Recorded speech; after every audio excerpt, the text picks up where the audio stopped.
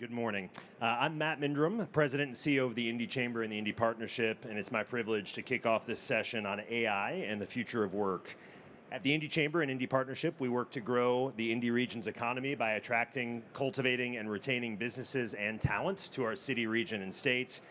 Indy is already in the pole position amongst our competitors, leading the Midwest the last 3 years in GDP growth, net migration, and job creation, metrics that often surprise folks that I speak with. And with partners like Raleigh hosts Elevate Ventures and the IEDC, we are focused on leaning into Indy's strengths and making the City of Speed a go-to destination nationally for entrepreneurs, high-growth businesses, and investment capital. And just like you and your business, we'll get there by embracing the future of technology and AI, maximizing its impact on our productivity and the way we work, and staying ahead of our competitors in this rapidly evolving landscape. To help us delve into this topic, please join me in welcoming our speakers. AJ Rikiki, founder and CEO of Sprockets, George Bandarian, founding general partner and CEO of Untapped Ventures, and Lauren Laurie, principal strategist at TwistThink. Come on up. Thank you. Yep, you bet. Thanks, Matt. Have fun, yeah, you got it. Thanks, Matt. Yep. Appreciate you. Do we go next to each other? Or? It's up to you. All right, good morning, everyone. Good morning. So we had a little bit of a switch up. Our moderator missed her flight up here. So originally, the three of us were going to be speaking as panelists, but I got the exciting opportunity to shift into the moderator position. So we're gonna go a little rogue from what Allie, our moderator, had us doing, and we're just gonna riff our conversation here. But before we get going on that, I want to have these two introduce themselves and tell you a little bit about why they're here and why they believe AI is going to power the future of work. Hand it over to you, George. All right, I'll go first. Hey, everybody. George Bandarian with Untapped Ventures. So we're an early stage AI fund. We invest in pre-seed and seed AI startups that are uplifting humanity. And I'll go into a lot more details a little bit later, but I've known Toph and some of the other organizers for a while, so I flew in from LA and excited to be here with you all. Great, thanks.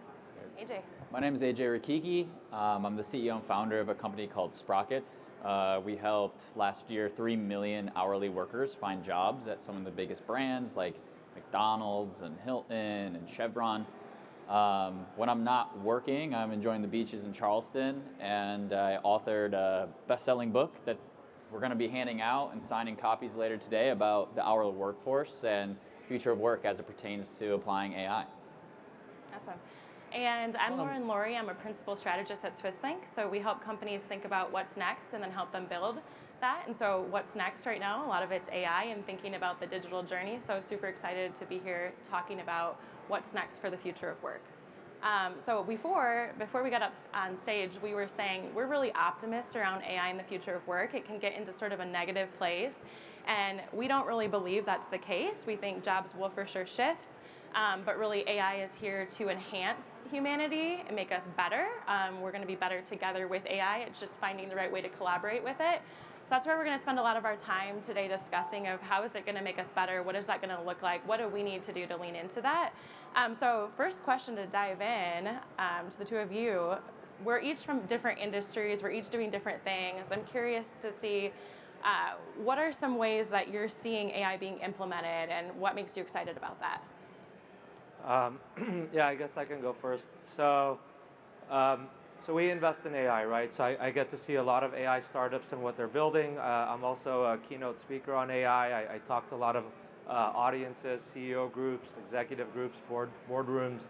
And I mean, I think it's really exciting what's happening. So we've made investments all across the AI stack. So when we talk about the AI stack, there's the 4 layers, right? There's the application layer, the infrastructure layer, the models themselves, like OpenAI's ChatGPT or GPT-4o model, and then the compute.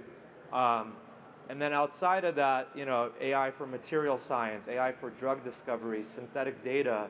So all these areas. So I have a pretty good purview. And so I think it's really exciting. I mean, I feel like a lot of today's innovators, the brightest minds, are dedicating themselves to building these AI startups that are going in and using this new tool set that we've been given that effectively gives like the human race superpowers, right? And it allows us to do things that we could just never do. And it allows us to do things that might take hours or days or months, and now we could do it in minutes or seconds. So it's really exciting. We could dive in deeper on some of the specifics, but I mean, I see it across the board all the way around. And I think one of the things that's exciting with that is this move, just like if you guys were part of the SaaS kind of movement in the last decade, you know, first you had these big SaaS players, and then it went from SaaS to vertical SaaS. You know, like Salesforce won CRM, HubSpot won marketing automation, but then all of a sudden you had all these vertical SaaS CRMs, right? Like CRM for financial advisors, CRM for insurance agents. Same thing with marketing automation. HubSpot kind of created the category, but then you had all of these new entrants that really specialized. And now we see the same thing happening in AI, where you know, it's a vertical AI play. So vertical AI for financial advisors, vertical AI for insurance, vertical AI for healthcare, in very specific niche cases that is very different than what you might have experienced with what, like OpenAI. Like, you can't just put ChatGPT to solve your specific like radiology issue, but there is like maybe 50 startups that are tackling the radiology issue in a specific specialty that are really radically transforming it, whether it's 2x, 5x, 10x better results. It's pretty remarkable. So those are just some examples. Yeah, awesome. Yeah, and I get so excited about AI because I think it's wonderfully paradoxical, right? It's applying new technology to allow humans do more human things, right? So, like when I think about the future of work, it's about removing steps, tedious things that people hate to do, spreadsheets, data entry, all these things, so they can spend their time and their lives on things that they're passionate about, right? And not that nitty-gritty, have to go to work 9 to 5 type job. These are things that enable us to make more people decisions and do things that are more humane, right? And I'll talk about from the context of my work. So we have a platform that helps people with hiring, right? So hiring in the hourly workforce is very challenging. You have to post jobs to job boards. You have to sift through resumes. You have to coordinate schedules with every single person. And meanwhile, the people who are making hiring decisions, they just want to speak to a human. You know, like they want to help their organization grow. They want to nourish the environment that they're in. But they're too busy texting and rescheduling with all of these applicants, right? They're so busy trying to pick out what Indeed ad they're going to do or anything like that. So it's a fine point here, but you know, if you can use AI and automation to take all of those tedious steps out of the equation, enable people to make people decisions, it helps companies' profits, helps the bottom line as well, of course. And I think in a lot of ways, I keep using the word human, but I'll keep on saying it makes us more human. It's a more beautiful work environment. I resonate with that a lot. So I'm a human-centered designer, product designer by trade, and we were sort of told as designers that AI wasn't coming for our work. And it's actually the first thing it came for was, you know, making images and creating designs and all these things that we were trained in at design school. But I really think it's making us more human. It's actually bringing some joy back to it, taking away some tedious tasks and sort of pushing the boundaries of what creativity looks like, which creativity is innately a human thing, but collaborating with AI and what the boundaries of creativity looks like and things I haven't thought of before and really becoming a collaborator and what's possible. I think there was fear initially, and now as we're starting to integrate it into our processes, it's bringing back more of the humanity rather than the repetitive tasks of creating something. So I think it's going to make us better at our craft and maybe even bring joy back, more joy to our work if we really lean into it and find a way to sort of disrupt ourselves. Yeah, and AI phobia is so interesting to me, right? And this came like, you know, the fear of innovation has been around for decades, a millennial, right? Is you introduce a new tool and everyone's afraid that it's going to replace or change our lives in a fundamental way, but negatively. But with technology, you know, aside from a few examples, them being very extreme, that's hardly the case of how it actually works out. And I love this example. I was just telling them in the green room. I was keynoting a SHRM, which is Society Human Resource Management Conference, about AI. And SHRM, human resource professionals aren't always the first to adopt technology. A lot of times they rely on people because that's their job to make people decisions and all those things. And I remember 5 years ago, and this is when we just started Sprockets, and really it was just like testing the water to see like if people would bite on automation and hiring.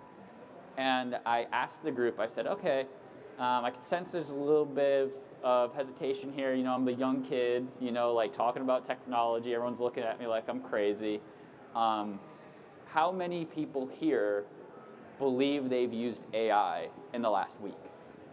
And not a single hand went up. But it's good that you guys do. That's good.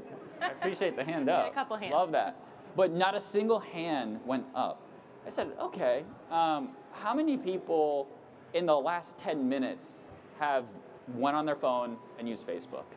And like half the people raised their hands. Okay, so to get here, how many of you used Waze, or how many people used Maps, or how many people watched Netflix last night, or how many people rode on their Peloton, all these things?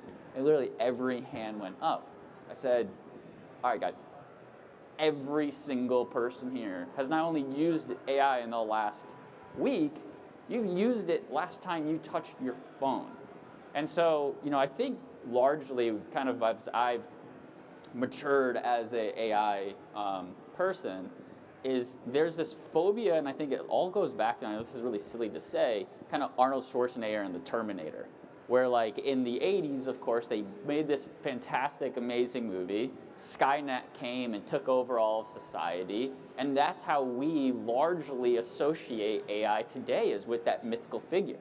But AI, as you break it down, you start to understand it more, isn't Arnold Schwarzenegger with a Tommy gun, right? Like trying to get John and Sarah Connor, right? It's practical, revolutionary technology that's going maybe even have a more profound impact than Skynet, but not in the same ways I think a lot of us imagine it. So I think as we get more comfortable, people start speaking, it becomes more synonymous with software like SaaS, to your point. It's going to enable even more really exciting investors and thought leaders and entrepreneurs to continue building on it, where there's not as much phobia or distrust of the technology. So I'm bullish. Yeah, I can double click on that, but I just want to say I'm glad we have a packed house and some standing in the back. There are some open seats, guys, if you guys want to come closer, or just generally come closer if you can't hear that well. If you can, great. So glad to have you guys.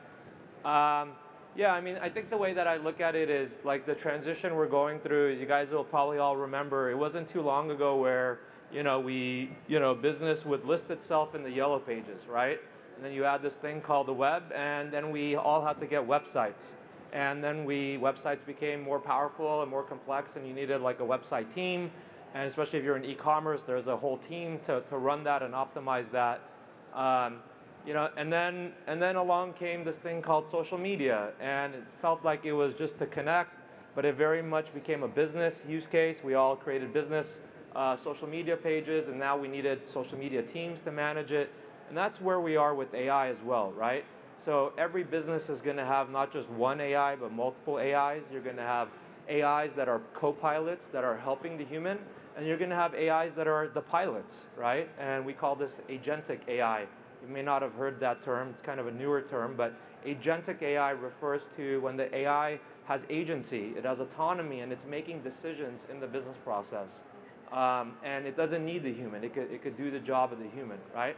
And so this is kind of like where we're at. So the sooner we move from what you were talking about, many times audiences will be, scared, skeptical, or just not knowledgeable about what's happening. And the sooner we zoom over to the other side and become excited and take an attitude of experimentation and iteration and want to try to get on the bleeding edge, because a lot of your competitors are, right? Your competitors are trying to use AI to increase this is the beauty about AI, because you could use it to increase your revenue and reduce your expenses or optimize your operations all at the same time, sometimes with the same tool, but many times different tools used in different ways.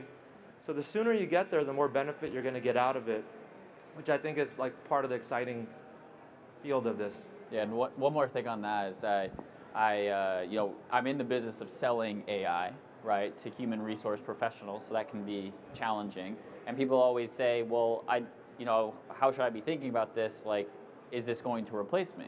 And what I've really loved the talk track to is if you adopt it and you're the front line within your organization of somebody who adopts new tech, starts to master the technology, really understand how it works, and help others kind of have that same level of enhancement, you're going to be stable within that organization. But if you resist it and you feel like you can wait out the AI trend and it might just pass, that's when you lose your job. So it's like, talk about displacement and job security. If I had to make a bet, and like what I'm teaching my children is like, get on the train now, don't be in the way, right? Yeah. That was something my colleagues and I were talking about as I was thinking about this topic of who are going to be the most valued jobs in the future. And it came back to the people who are thinking about what that future is, who are actively leaning in and saying, okay, if we don't want it to look like this, what do we want it to look like? AI is here to stay. It's not inevitable what it will be. We get to create still and shape what it is and what it becomes and how it works with us, but only if we lean in and adopt it and start experimenting with it. So I really resonate with that. Before we jump into the next question, I wanted to ask the audience, how many of you are currently experimenting with AI, but specifically training your own bot? Okay, couple hands. I would encourage you, get out there, start training your own bot, see what it's capable of.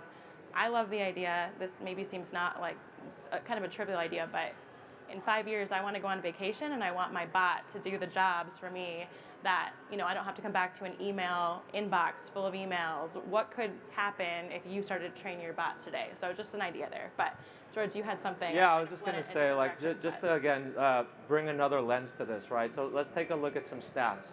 So AI took 1 in 4 venture dollars, US venture dollars last year. Okay, so 25% of all US venture dollars went into AI. In Q1 of 2025, it was 20% of all global dollars. So it didn't go down, I'm just giving you now a global stat. So 1 in 5 dollars globally went into funding AI startups.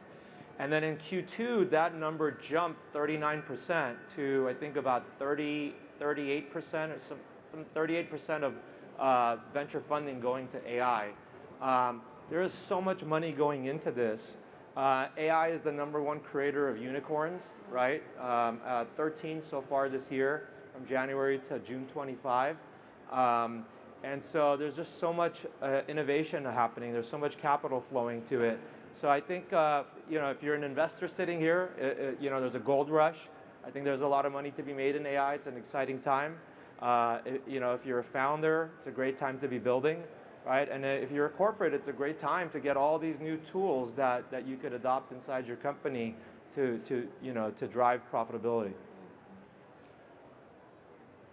So that kind of segues to a really big question, but how do each of us see AI changing that job market in the next 5 to 10 years? How are some of those unicorns maybe going to integrate into our workflow? What does that look like? How about you go first?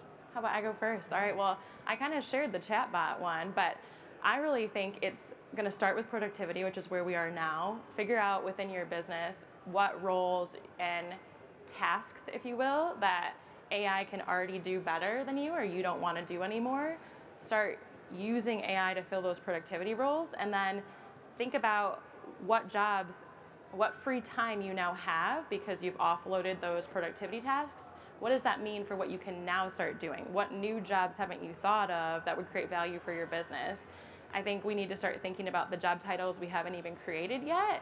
I think about kids coming out of college. How do they combine jobs with data science and being someone who prompts AI combined with sustainability? How do we think about what a job looks like in the future as something value add that we, when we don't have those productivity tasks to do anymore?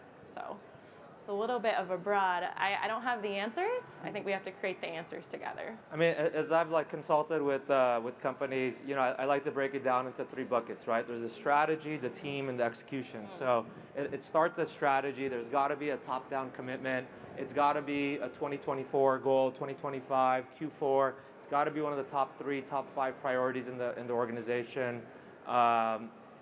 Team, you have to build a team around it. You have to assign somebody to be the chief AI officer. That could be the 20-year-old intern that you just hired. whoever's going to be the most knowledgeable, most passionate, and most willing to go try tools and experiment. And then you could also use AIs to help you in your AI journey. Because again, look at your AIs as part of your team. Like one of my favorite use cases with ChatGPT is you can actually have a whole thread where you assign it your board of directors, like 12 people that you admire the most, let's say Steve Jobs, Elon Musk, whoever, and then you pose the questions to them, right? So you're in a board meeting or you're in a management meeting, and then you ask your mastermind or your board for help. So AI is part of your team. So as you're implementing AI, make sure that AI itself is part of your team. You're getting a kick out of that one? I'll talk to you after. Okay, gotcha. And then execution, right? I think this is not enterprise software. We're going to take 6 months to evaluate and test and another 6 months to implement. Most of these tools, they're literally off the shelf. Like you can just create an account, usually for free, without even paying. And let's say you're trying to create some new graphic, or you're trying to work on a new blog post, or whatever use case you're looking at that you've never done before that you want to optimize. There's going to be 3 to 5 tools at least that are really good that you could just create an account and immediately get value and immediately get that outcome that you're looking for. And if the organization buys that and then 2 months later you learn of a tool that does it 3 times better, the switching costs usually aren't that high. You can just make that switch, go to the next tool. So just having this open-mindedness about experimentation and iteration with it. And again, I feel like a lot of our conversation so far has been kind of geared to the corporate persona. I'm not sure that's entirely representative of the only people in the audience. So I'm also, I don't know if we wanted to survey the room and so who here is a startup founder? Startup founder. Okay. Who here is corporate? Okay. What is everybody else? Investor? Investors in the room? Individual contributors, yeah. Okay. Students. Everything. Government. Government? Okay. Wow. And the rest just don't want to raise their hands? Yeah. Okay, got it. Anonymous. Yeah. All right, Love it. back to you. Next question. Okay, moving on. So something that AI does really well is to aid in decision making. How do you guys see the balance between that right now in work? Between AI making the decision, aiding in the decision, where do we think we're going to get to with that? This is really sticky for me. Again, I can only look at it from my lens. So in hiring technology, there's a big conversation right now of can an autonomous machine, can AI create and make a hiring decision, right? If they see your resume, Lauren, they go through your resume, they conduct a virtual interview, whether that's via text message or video, can that entity be able to, and should they be able to make a hire? I believe, but I'm also like an AI junkie, that yes, they absolutely can. And I know this for a fact at my own company is that empirically it will make better hiring decisions than a person. Because particularly in the hourly workforce, more than half of America, you're not hired by a SHRM certified HRCI compliant college graduate. You're probably hired on the front lines by somebody who had your job 6 months ago and no formal training or passion about hiring. So these leads to things like in the hourly workforce of 200% turnover, right? 7 out of 10 interviews include illegal questions and rampant bias and discrimination in the hiring process. So when I look at this problem, and I have a very high tolerance for risk and for technology though, I say to myself, I'm like, yeah, technology can solve that. But if you look at recent legislation, particularly in New York, it's like the AEDT and other states are starting to adopt it, the use of automation in hiring decisions is being obstructed, right? Because they don't believe that decision-making ability should lie in the eyes of a machine, no matter how bad the humans are at it. So I'm curious to hear your thoughts on this, George, but I'm optimistic that long-term, the technology will win, and what is right, which I believe is a more equitable decision-making machine, will surpass humans. But just like with any new technology, there's that initial friction point, right? It's like the witchcraft era. That's kind of what I call it, that I think we're dealing with right now. So something I think about almost every day, and I feel like I could talk about this for hours, but I want to hear your thoughts. Yeah. Before I share my thoughts, I want to let you guys in on a secret. This whole time I've been in a battle with this chair. This shiny material in my jean, I just keep sliding down. So I just figured I'd let you guys know. So if you see me like slide down and then readjust again, slide down and readjust again, that's what's happening. So all right, now that we got that out there. Yeah, so earlier I mentioned agentic, right? So AI agents, and so like one startup that I'm familiar with, really fascinating, right? So the idea with these agents is that they're goal-oriented, right? They're task or really goal-oriented, and that goal could be a 3-month project. It could be, hey, go design and run this campaign over the next 3 months and help us capture X% market share.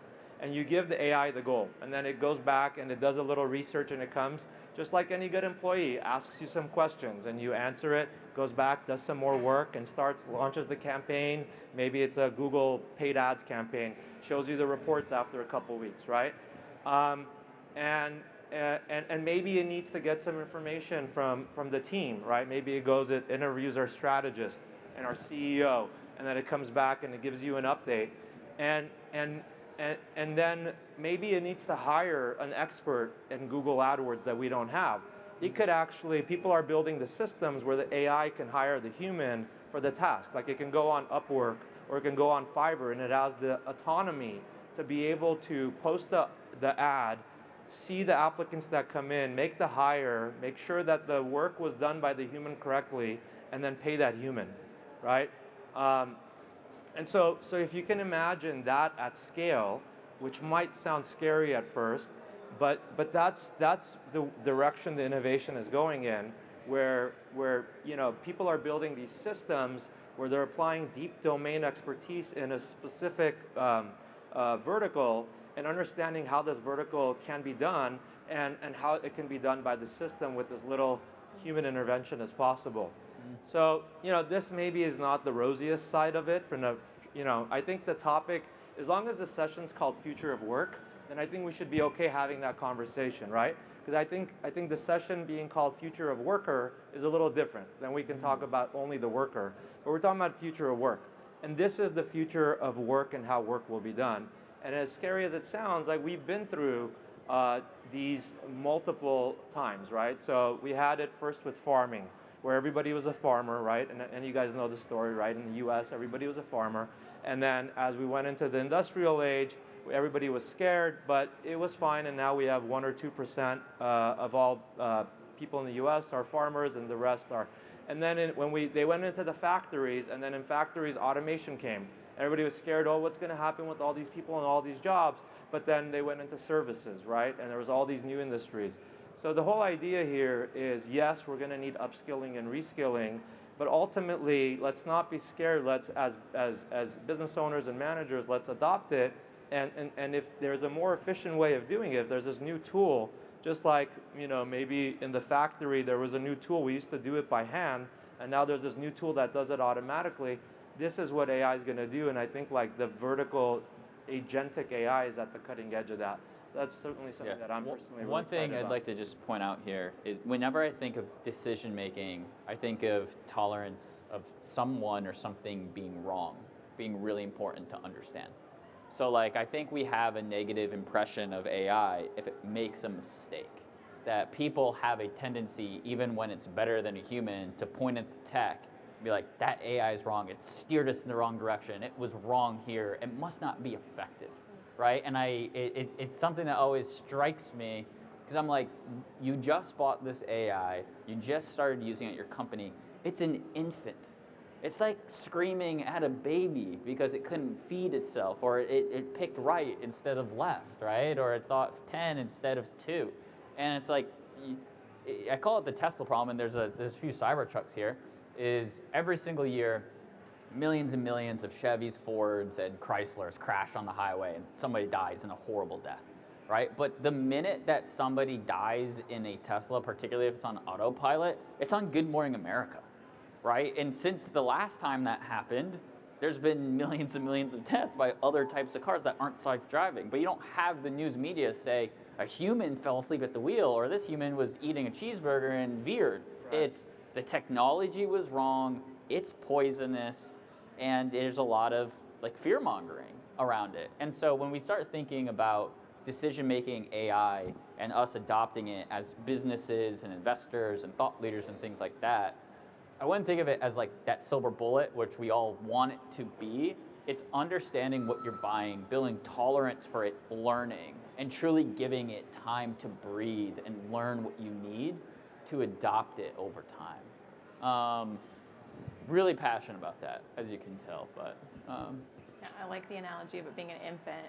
Yeah. It definitely changes how you think about what you need to do to kind of shape it and grow it and mature it Right. over time. Right. George, you brought up upskilling and training, and I feel like that's a huge part of this topic that we haven't touched on. There needs to be upskilling. Part of the fear is because we don't understand fully AI's capabilities yet. We don't know what it means for our jobs.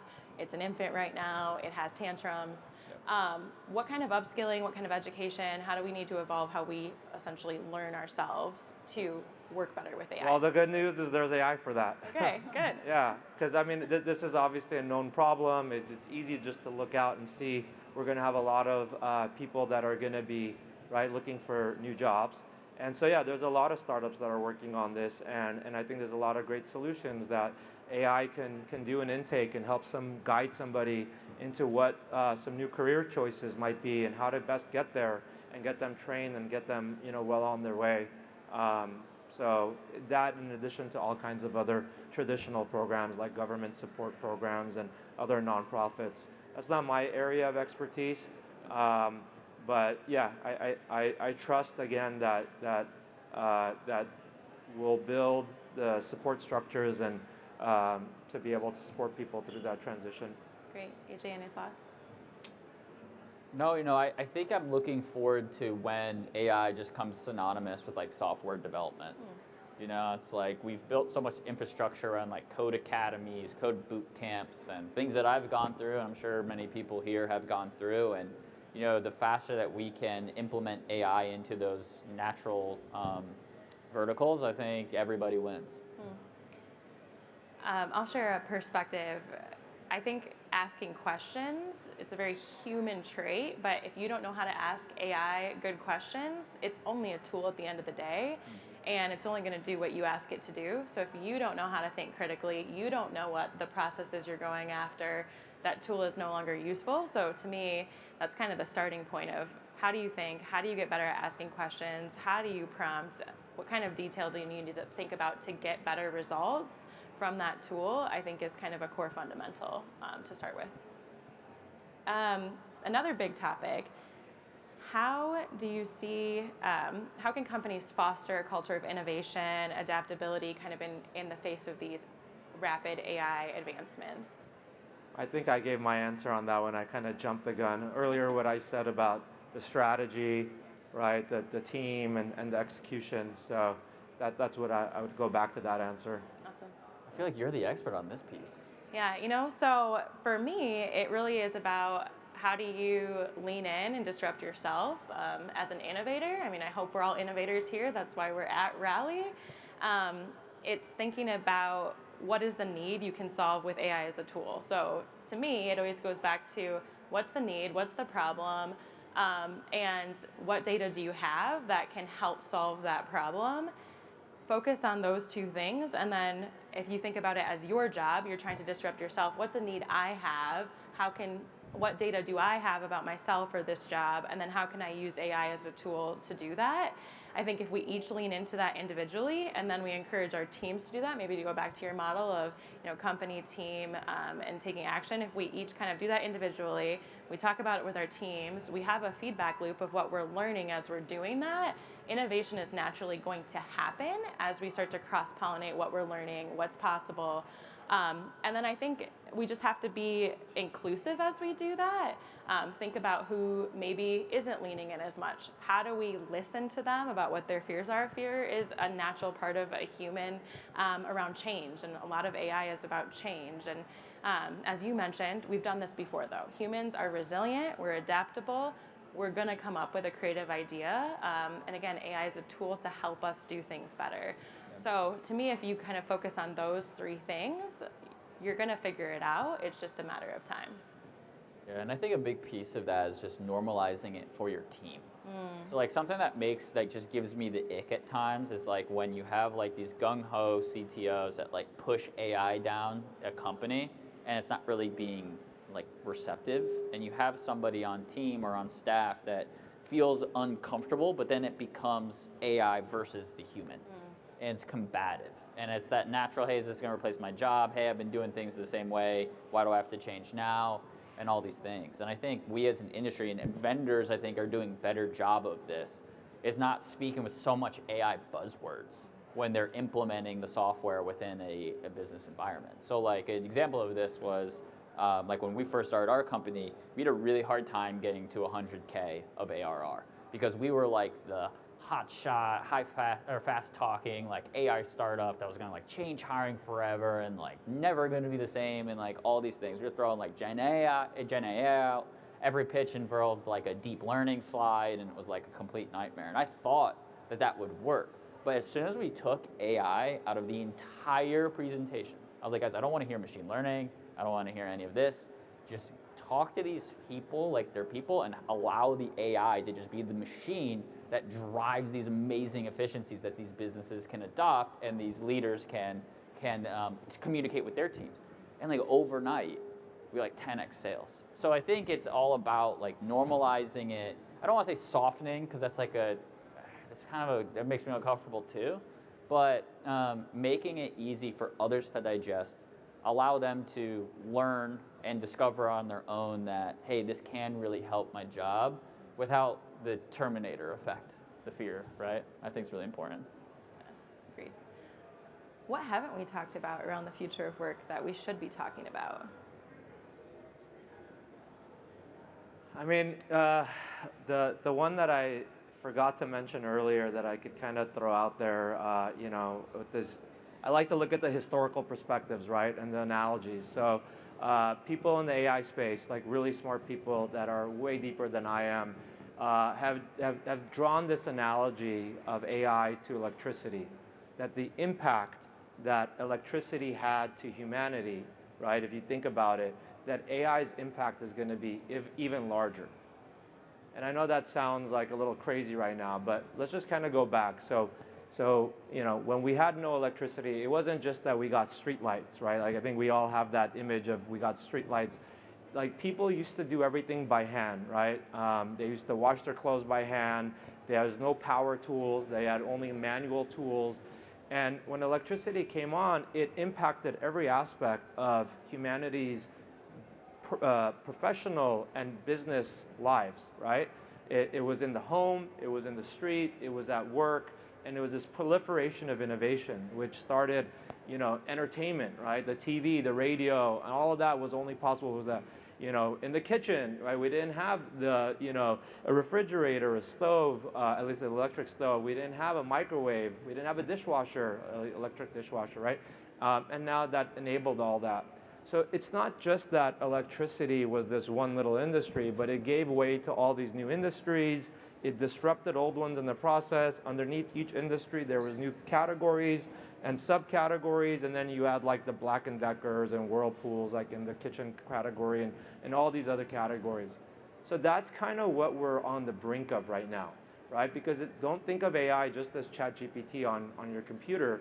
AI is going into robotics. AI is being used for drug discovery. AI is being used in material science to discover new materials, new wood, new cement, new kinds of concrete that's more malleable or less malleable, right? And so the world's going to be pretty different in the next 10 years, and I think AI is generally going to help make it a much better world. And just the same way that people, like when I do my presentation, I have a picture of people in the horse and buggy days, right? And I say, you look at these like 100 people in this image, and you see the gas, street lights, right, and all that, and you say, look at all these people. They had no idea how drastically their life was going to change in the next 10, 15 years, right? If you told any of these people all these things that I just said were coming, they would have not even known what to do with that. That's kind of where we're at right now. We're at that point where we have a little bit of a better idea, because like we have this inkling and we could see through and we could see what's coming. And so I think it's a really exciting time. I encourage all of you guys to get behind it. If we could be a resource to you, let us know. And yeah, so I just wanted to say that. That's really well put. It's pretty well, yeah, it's very well exciting. put, yeah. Yeah, I'll add, I think there's one part we don't talk enough about with AI is it's changing knowledge work, and probably all of us are being impacted, but there's a lot of jobs that are the more physical labor where we actually have the largest gap in workers. So if you think about like home health aides, truck drivers, there's a huge population like plumbers, construction workers. We have huge gaps in our economy around work in those places. AI will impact those jobs, but in a more of an enhancing way. I think there's a huge opportunity to think about the crafts differently, if you will. Those aren't going away. I mean, robotics could come in the next 10 years and hypothetically do those jobs, but I'm more of a believer of like human in the loop. We're always going to be collaborating in some way with those things. They might take some of those jobs, but in general, we'll probably be collaborating. But there's a lot of work that we need for our economy to run that AI really isn't thinking about changing yet. And we need to figure out how AI fits into those. But it's not like all the jobs are just going to be taken by robots and AI. There's a lot of work that needs to get done that we need humans for too. So, should we take a few questions? Yeah, let's do it. Questions from the audience. I think we've got a mic somewhere. Do we give them this one? You want to stay standing, or did you win the war against the chair, George? What's that? I said you want to stay standing, or did you win the war against the chair? I feel like the thing that you didn't hit enough on, but Lauren, you touched on it briefly, was the question of prompting. And that the machines, the AI, is really only as good as the critical nature of the prompt that's being put into it. Can you talk about how we all get there? I feel like there's a place for young people to learn how to question critically, to prompt critically, so they're getting the best information back. Yeah. I think it's a really great question, and I'll be honest, I'm probably not the best to answer it. I'm exploring myself. I think that's why exploration and experimentation is so important right now. I watch a lot of YouTube videos. There's a lot of people who are testing out different styles. How do you configure? What do you build in terms of the bot behind the scenes? And then how do you ask different questions to get different results from it? I think you kind of have to push the boundaries of that experimentation yourself to truly learn it, is what I believe right now. But there are some people, if you go Google search, YouTube, there are people who are pretty advanced in that space right now, and I would just dig in as much as you can to learn in that space. But curious what you guys think. No, I think that's good. Okay. Yeah. Unless anybody else has the answer to. Is there any other questions? Yeah. I think I saw one.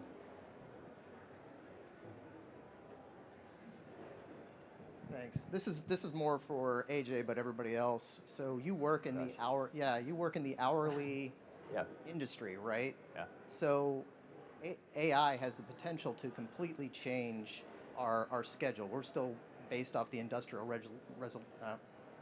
revolution, Yep. right? Of, hey, you go to work 9 to 5, that's how we do business. Yep. But it has the opportunity to change all of that. Correct. So how does that affect you? How does that disrupt your industry that you're in?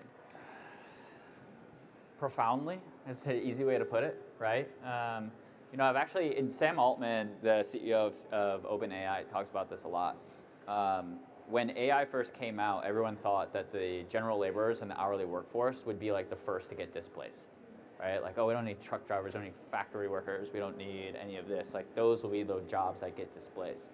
But what's really interesting, as Sam points out, is like those will probably be the last jobs to get replaced. Because right now it's like entry-level jobs in white-collar positions that are the ones that are getting replaced, right? Like, I'll use this as an example. Like, we have an army of SDRs, which are like people who cold call businesses every single day.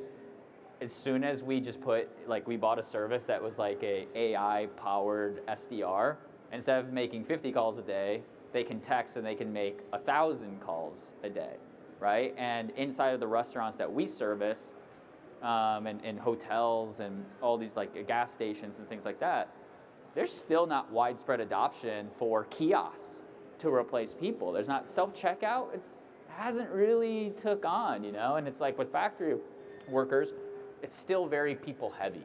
So I think, yes, there's gonna be a lot of automation. Yes, there's gonna be really profound, but for whatever reason, the cost of, it's kind of like three axes. It's like the cost of the problem, the severity of the problem, and AI's ability to change that problem.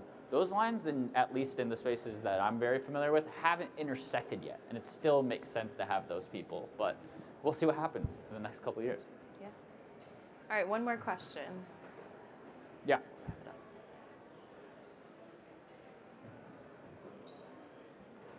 As an investor looking into this new world of AI, when you look at an area, at the very beginning you talked about this whole concept of radiology, that it's clearly coming, and that's an area that's going to be transformational.